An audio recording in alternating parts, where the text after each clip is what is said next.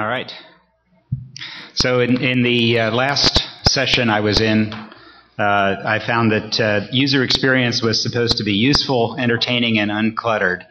I'll try to do 2 out of 3. You can decide which. The Highwire is in an unusual position in the publishing industry in being really inside a university research library at a university. And we take a lot of advantage of that to study the animals in the zoo. I hope I didn't offend anybody. And that's a lot of what we do in terms of research is to talk to the actual end users at least every year. So we did some major research, end user studies back in 2002, but most recently we started a new series in 2010. And what got us started on that was seeing this article, this cover from Wired magazine. Our first plenary speaker this morning talked about this article in Wired. This was the cover. I thought the ad was pretty clever. The web is dead. Free gift. Okay. The reaction a lot of us at Highwire had when we saw this was, uh-oh, this is our business. What happens next? So we thought this would be a really good time to take a look at, well, what are our users, the researchers, really doing with information, and are they doing anything different with it from what we found when we did a major research study in 2002. So I'm going to tell you about, pretty quickly go through a couple of these. So in 2002, we did a major study. It took almost a year to conduct. It was a Mellon-funded study. We had graduate students pulling through server logs.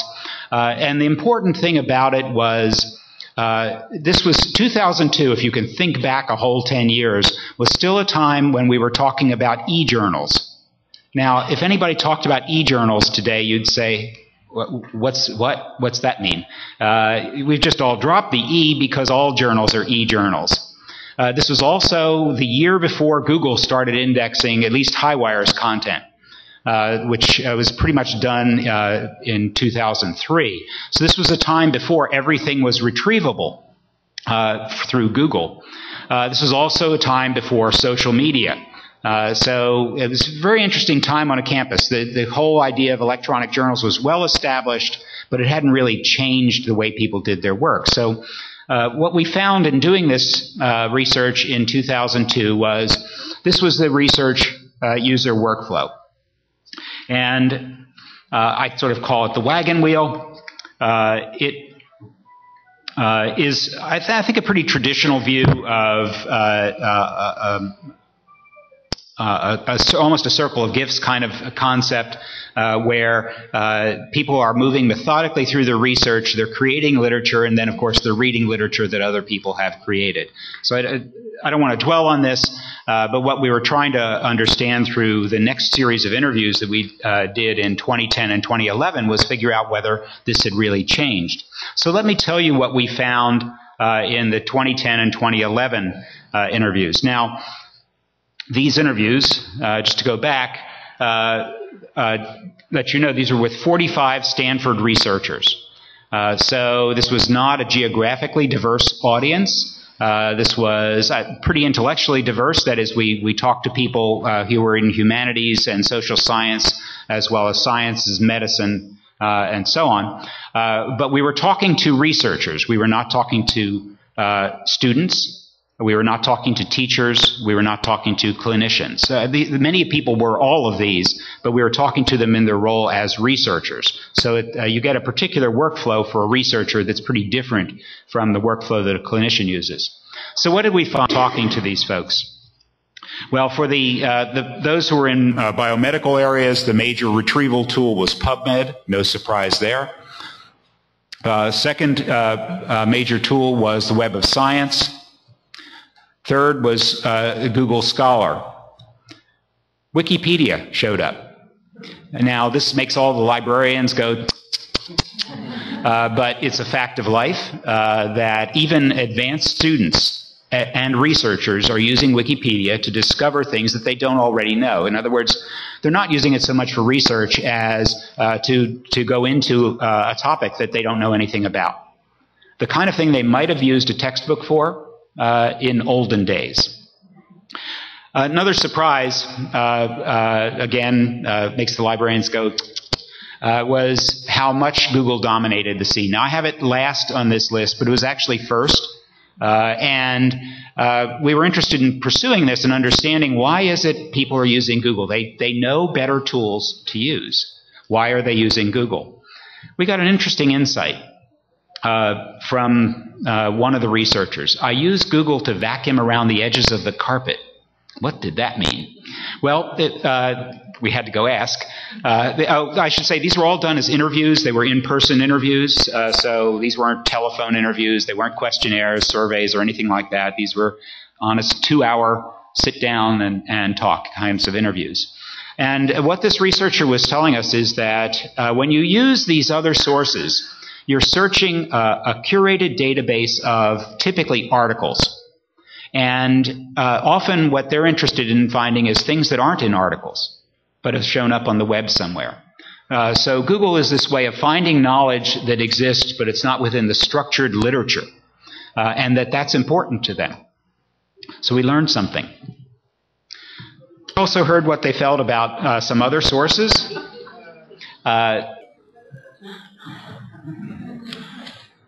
This is another librarian. That Amazon is where they search for books. They don't use the library catalog. That they find Google Books really revolutionary. That books are still used. They're for unfamiliar topics. And of course, it's really cool that they're online. But they weren't, not everybody was in love with Google all the time. Google is like crushing rock. You lose the delight of discovery and grinding through stuff to find a few good articles. Now, in our regular lives as consumers, we typically pick the first, second, or third thing in a Google search result, right? Well, researchers, at least the ones that we were talking to, no, they go through the whole first page, the whole second page, and they're really looking at these because they don't want to leave any stone unturned. So it's like crushing rock. It is not a delightful process to use Google, they're telling us.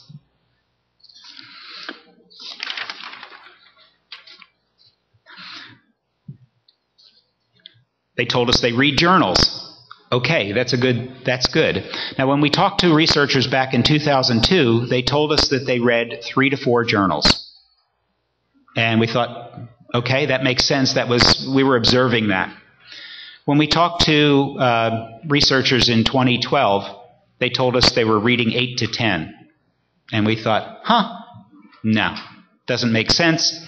How are they doing this? It's not like the journals are shorter. It's not like they have more time. What's going on? Well, what we found is the definition of reading changed. So it's like, Clinton, it depends on the definition of what is. Reading to the people we were interviewing meant, be ready for it, it meant reading the e-talks that they get in email. That was reading a journal. So this told us we better redesign our e-talks. Because they're really ugly. And so reading an email table of contents has to stand for reading the journal now. So you need to think about what are you putting in there and how good is it to stand for the reading experience. They told us that they're missing thematic connections, the kinds of things that you see in print when articles are published back to back that are related, or there's a theme issue and things like that. That these kinds of things are missing in the database of articles. They told us they use RSS feeds, but they never read them. So my quip on this was RSS is where journals go to die. We all have wonderful statistics about lots of RSS subscriptions and downloads, but take a look at the data, see how many referrals you get from those. See whether they're increasing or decreasing. I bet you'll find they're decreasing. People basically told us that they subscribe to these things, but then they never get to looking at them. We also looked for examples of people reading and writing for blogs. And we did find one of our 45 people who read a blog. I'm talking about a research blog now, not a photography blog or a knitting blog or something, but a research blog. And we found no one who was writing for them. They just didn't have time. Especially for the younger people we were interviewing, if it did not directly contribute to academic advancement, to getting a paper published, they don't have the time. Can you read that from the back? So this is a little girl asking Mom, what was the point of writing a blog that nobody else could read? So what about people keep current in the macro view? We did find people who still love the idea of getting a print journal, which is surprising because we had heard that they were all going away. They love reading in print, but when they read on the computer, it's work. I don't read journals, I search databases. I don't read journals, I read articles. I don't read books, I work with them. So this was another one that was a little bit of a head scratcher. What does that mean? Well, the researcher pretty quickly showed us, said, oh, I get a book, I open it, and I look at the index, and I use the index. So they're going in through the back of the book rather than the front of the book. It's not at all a narrative experience. It's basically a search engine at the book level that they're using. And so again, we have to think about how we're structuring information and whether our search engines are as good as our indexes. I think this is an opportunity for semantics, for example. We heard reluctance, that the way in which you would discover information by browsing is really not it's not well supported in the current online environment. You throw keywords at things and what you get back is what you asked for, rather than something that was next to it on a library shelf. We had some curmudgeons in our interview group.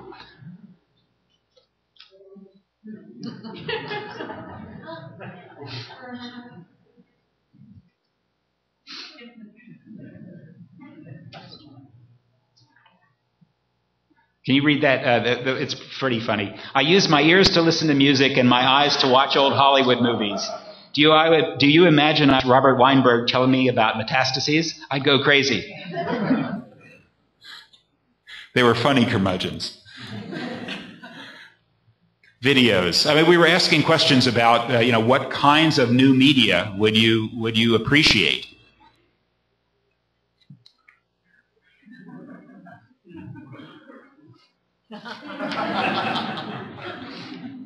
All right, enough with the curmudgeons. We found that all these curmudgeons were recommended to us by one person. It's pretty funny.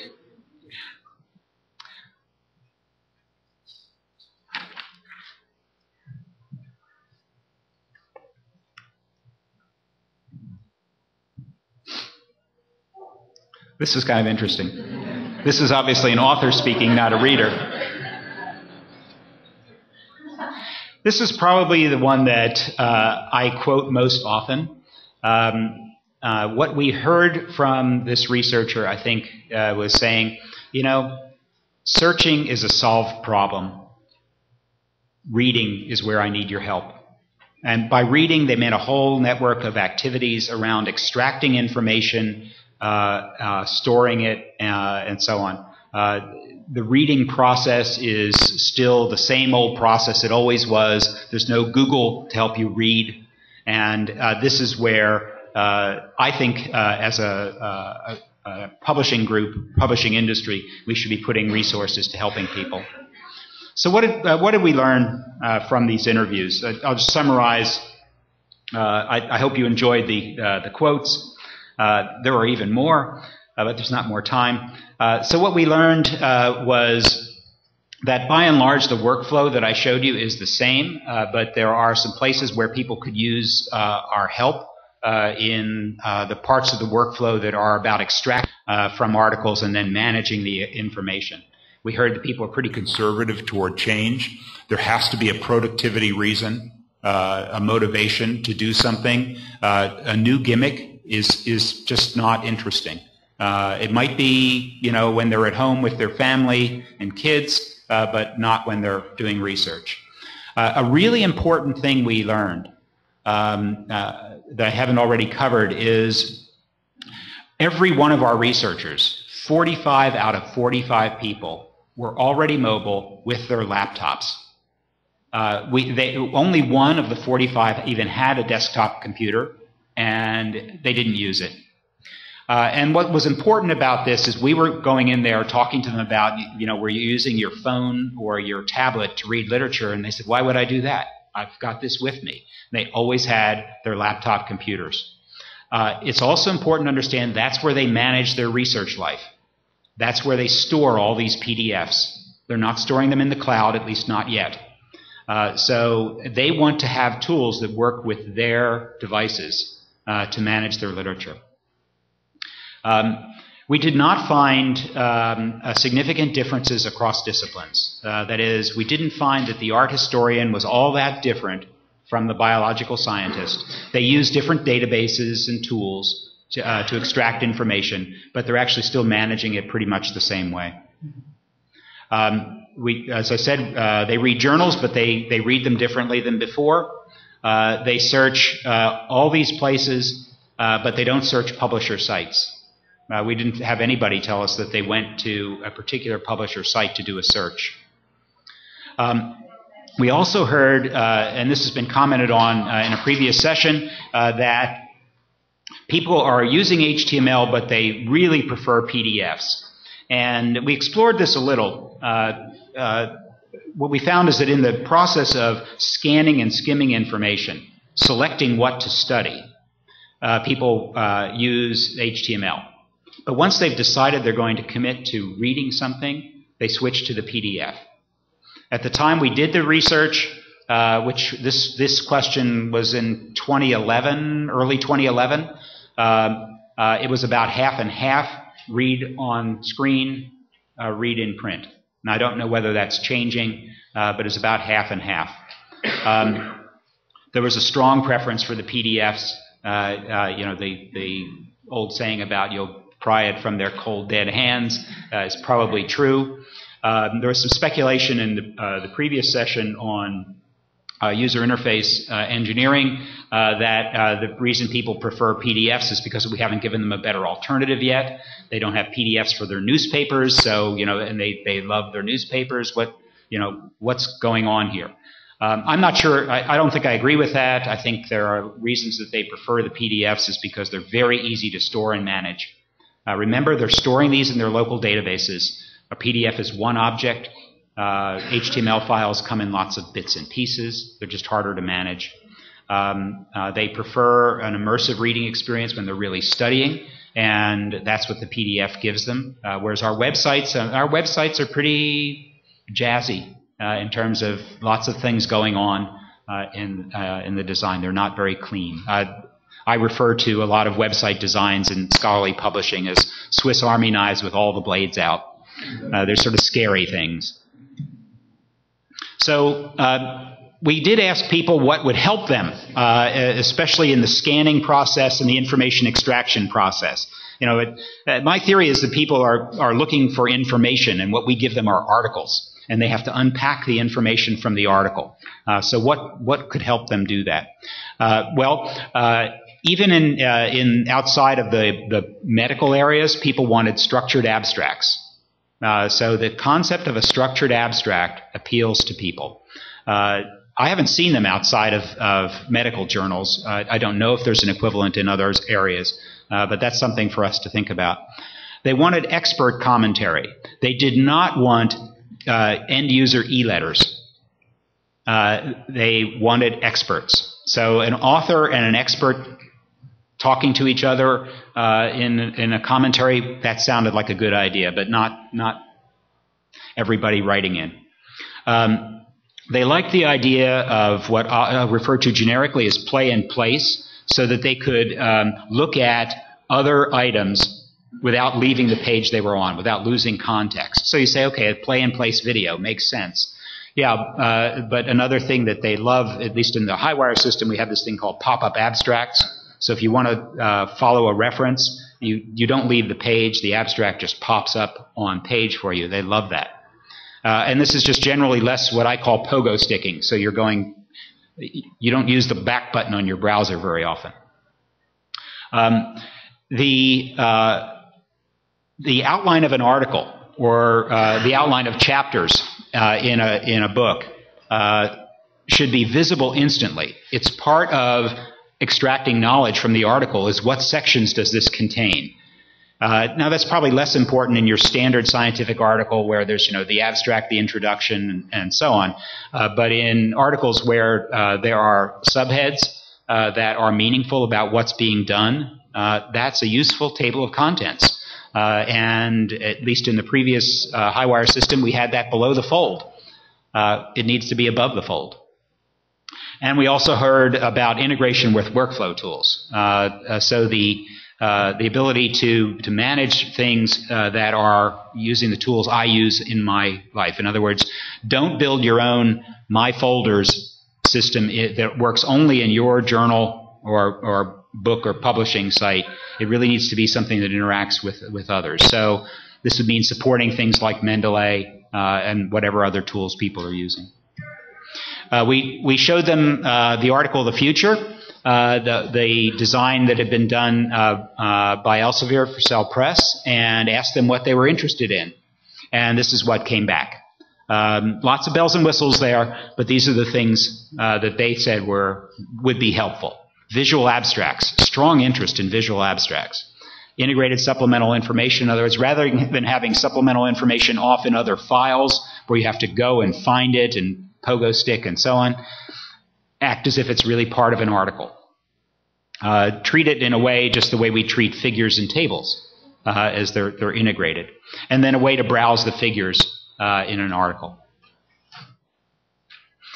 So the workflow from 2002 looked like this, and what we heard people telling us is that they would like help with the items that are in red. Selection of what to read, extracting information, managing supplemental data, annotations that could be portable. In other words, they travel with me. Probably in the PDF is what they're looking at, and then integrating the literature with their literature management tools. Now, more recently, earlier this year, we had a colloquium at Stanford with 19 students, editors, publishers, librarians, technologists, and futurists. Quite a collection. They were not all from Stanford, definitely, and we really were looking at the question, journals have been around for 400 years. One of the conveners of this colloquium sort of showed an article in the first issue of Philosophical Transactions from, 1665, and showed an article in, today's JAMA, and they pretty much look the same. Why is this? Why are we doing the same thing? Not that it's bad, but isn't it strange that in the last 6 years, for example, there's been a tremendous change in consumer media. I mean, just think about what was the statistic this morning? 29% of adults in the U.S. have e-readers. That's amazing. How could this not be changing the way we do scholarly books and journals? So this was a question we were posing to the 19 people. And we didn't get the answer to the question. Of course not. These are researchers. But we did get some interesting information from them. I'll just report on a few of the research is online. We've published a summary of the research. I'm sorry, of the colloquium. If you're interested in this summary, just email me, sack, S-A-C-K, at stanford.edu, and I'll point you to the copy. So these are the things that I found most interesting. We had, among the 19 people were 2 grad students. And they described that not all the literature work that they do is homogeneous. They really work with literature in 3 different ways. And they have 3 different types of filtering for this. At the top level are articles that are directly relevant to the things they're working on. This research publication directly impacts the research I'm working on now. At the bottom level, there are articles that appear that are just of general interest to them because they're a scientist and they should be well informed. People ask them questions, you know, they're a biochemist, and somebody asks them what do they think about string theory, and they want to come up with a plausible answer.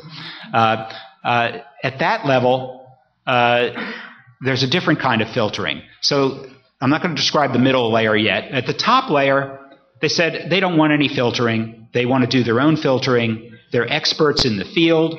They don't care what journal research is published in. They need to look at it and evaluate it for themselves. At that bottom layer, they want 100% filtering. They want to know what Science, Nature, and Cell think is important to read. It's the stuff in the middle, of course, that is the trouble. How can they deal with all the literature that is coming at them that is related? That's this middle layer is stuff that is related to what they're working on, but maybe, you know, second cousin twice removed, and right now they don't have good mechanisms for dealing with it. It's in 100 different journals. It might be in journals that they don't even know to look at. How will they feel that they're keeping up? So that's these 3 levels of filtering are important, because as we talked in this colloquium about different types of filters, and we had to keep in mind that people don't want the filtering.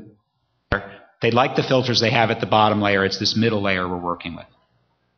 And with the explosion of things going on in open access journals, like PLOS One, that middle layer is really getting, you know, it's not small, it's growing.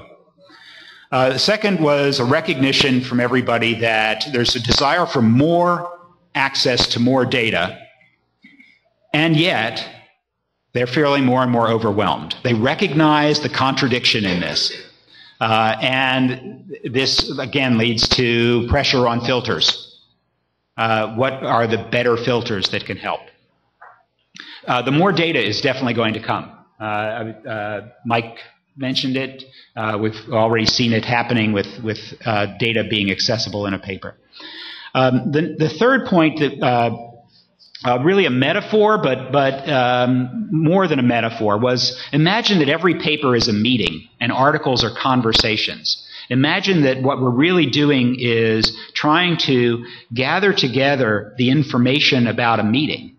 In other words, suppose a group of researchers got together and for a meeting and talked about an experiment. That's what a paper should be. It should be that lively, it should be that informative, it should be that engaging. But instead it's pretty structured. Now the structure is helpful, but it doesn't give them all the information they want. So we were hearing about the concept that a paper is a snapshot, whereas the research is actually a continuous phenomenon. That is this particular research effort or topic. And we need to be able to stay in touch with the research over time. That there's a whole ecosystem, if you will, of research. And we heard that there's interest in products that solve workflow problems. It's all productivity. So again, two things like this. This is a little bit... my graphic ability is pretty poor. This looks like a kitchen gadget for mincing, you know, parsley or something. But what I was trying to draw here is the idea that maybe this researcher workflow in 2002 is the same workflow at an individual level, but at a group level now, you have many individuals working together. And so people can be working together here and here and here. So these users are collaborating in some electronic space. It's just not a social media space. It's not in Twitter. It's not in Facebook. It's in some other type of tools that they're using that are invisible probably on the public web. Finally, another way of looking at this is that the article is really capturing a pretty structured bit of information, but the conversation about this is going on in classrooms, it's going on in workflow systems, it's going on in meetings that are held at societies. There might be ads and jobs related to certain kinds of experiments, and of course there are journal clubs. And if we're going to be smart as publishers and support researcher productivity and workflow, we're going to find a way to tune in. That's the metaphor I'm using, is tune in all of these other types of conversations going on. Not try to capture them, not try to get them to come to a journal site to have their conversations, but to find a way to connect them up. We've already seen this kind of thing going on. You see trackbacks in systems now. It's really things like that, tools like that, that can help keep track of these conversations. Thank you.